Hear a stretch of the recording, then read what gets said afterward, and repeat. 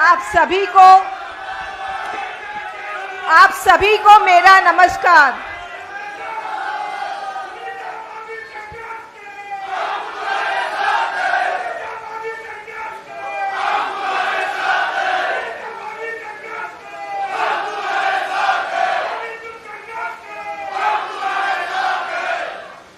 सभी को मेरा नमस्कार। सबसे पहले मैं आप सभी का धन्यवाद करना चाहूंगी, आप सभी का, मंच पर बैठे सभी वरिष्ठ साथियों का। ऐसे समय में आप सभी का साथ देने का बहुत बहुत धन्यवाद। अभी तक आप सभी अब तक समझ तो गए होंगे कि दिल्ली के मुख्यमंत्री अरविंद केजरीवाल को एक गहरे राजनीतिक षड्यंत्र के तहत जेल में डाला हुआ है। सबसे पहले मार्च में लोकसभा चुनाव से जस्ट पहले ईडी ने दिल्ली के सीएम को जेल में डाल दिया, एक बयान के ऊपर, बिना किसी सबूत के। बयान है एनडीए के सांसद मगुंटा रेड्डी का। मगुंटा रेड्डी सिर्फ एक बार सीएम से मिले थे। उनको कोई चैरिटेबल ट्रस्ट खोलनी थी दिल्ली में, उसकी जमीन के लिए वो सीएम से मिलने गए थे। इस मुलाकात को ईडी ने घुमा दिया। ईडी ने उनके बेटे, सांसद के बेटे को जेल में डाल दिया, 5 महीने तक जेल में रखा। इस बीच उनकी मम्मी, माताजी बीमार हो गई। उनकी पत्नी ने आत्महत्या की कोशिश की। अब ईडी ने उनसे कहा, आप अरविंद केजरीवाल पर इल्जाम लगाओ, उन्होंने आपसे 100 करोड़ रुपए मांगे थे। डील हो गई दोनों में, झूठा बयान बन गया और अरविंद केजरीवाल को अरेस्ट कर लिया ईडी ने। ईडी ऐसा क्यों करती? ईडी ऐसा इसलिए की क्योंकि ये किसी षड्यंत्र के तहत किया गया था, दबाव के तहत किया गया था। ट्रायल कोर्ट ने सीएम को बेल दे दी और कहा कि बेल का लॉलीपॉप देकर एक बयान पर बिना सबूत के सीएम को गिरफ्तार किया गया और बेल मिल गई। तुरंत 2 एक्शन लिए गए केंद्र सरकार ने। पहला, ईडी अपने वकील के भाई के कोर्ट में, अब भाई तो भाई का ही साथ देगा, अपने भाई के वकील के कोर्ट में जाकर इस बेल पर स्टे ले आई। दूसरा, सीबीआई ने इन्हीं सांसद के बयान पर सीएम को गिरफ्तार कर लिया। मकसद कि सीएम को जेल में ही रखना है, उनको बाहर में नहीं निकलने देना। ये सब षड्यंत्र है, राजनीतिक षड्यंत्र के तहत किया जा रहा है। अरविंद जी को 22 साल से डायबिटीज है। वो इंसुलिन लेते हैं अपनी हाई शुगर कंट्रोल करने के लिए। जब जेल गए तो उनको इंसुलिन नहीं दी गई। कोर्ट जाना पड़ा उनकी इंसुलिन दिलाने के लिए। इसका मतलब क्या हुआ? षड्यंत्र के तहत उनकी बीमारी को नजरअंदाज किया गया। अरविंद जी के हाथ पर एक सेंसर लगा हुआ है।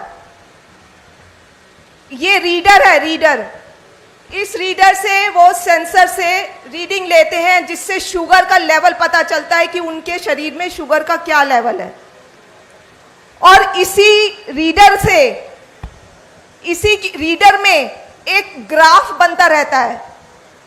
वो ग्राफ है इस तरह का, पूरा ग्राफ बनता है जिसमें पूरे दिन की शुगर लेवल रिकॉर्ड हो जाती है कि किस समय क्या शुगर लेवल था। आमतौर पे अगर 70 से नीचे शुगर जाती है तो पेशेंट को कपकपाहट होती है, घबराहट होती है, पसीने छूटते हैं, ये सब लो शुगर के सिम्टम्स हैं। घर में 5-6 महीने में कभी होता है ऐसा मुख्यमंत्री को, तो हम तुरंत उन्हें संभालते हैं, उन्हें कुछ मीठा देते हैं जिससे उनका शुगर लेवल आ जाए। अभी कुछ दिन पहले ही हमें पता चला कि जेल में तो उनकी लगातार शुगर डाउन है, 5 बारी 50 से नीचे गई है रात में सोते हुए। जाको राखे साइयां, मार सके ना कोई। ईश्वर का लाख लाख शुक्र है कि कुछ अनहोनी नहीं हुई। उनकी जान को बहुत खतरा है और साजिश षड्यंत्र के तहत उनकी बीमारी को नजरअंदाज किया जा रहा है।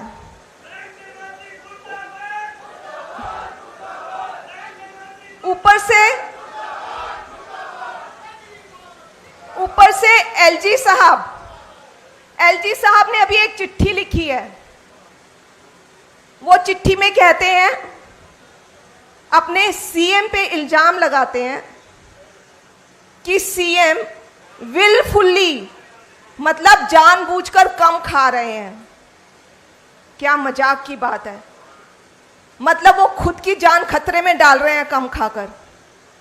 फिर दूसरी तरफ ये भी बोलते हैं कि सीएम इंसुलिन कम ले रहे हैं।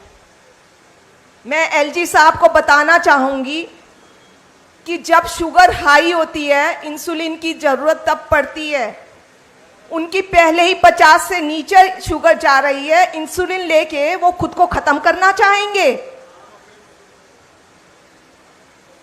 अब आप लोग बताइए, ये तानाशाही नहीं है, ये षड्यंत्र नहीं है क्या बीजेपी सरकार का?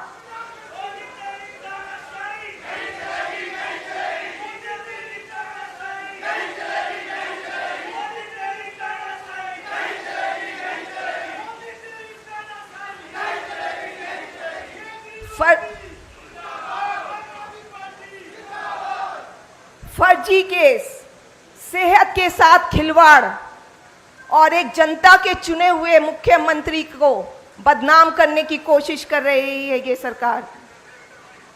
इनका सिर्फ और सिर्फ एक ही मतलब है, एक ही मकसद है कि कैसे दिल्ली के कामों को रोकना है, क्योंकि मुख्यमंत्री किसी ना किसी तरह से दिल्ली के लोगों का काम नहीं रुकवाते। वो लड़ाई कर करके सब काम करवाते हैं दिल्ली के लोगों का। भाजपा की राजनीति, भाजपा के 7 सांसद दिए हैं दिल्ली के लोगों ने। आप उनसे पूछिए दिल्ली के लिए इन भाजपा के सांसदों ने क्या काम किया है। इन लोगों की सिर्फ एक ही राजनीति है, नफरत की और काम को रोकने की। लेकिन आपके मुख्यमंत्री, दिल्ली के मुख्यमंत्री इन सब बातों से नहीं डरने वाले।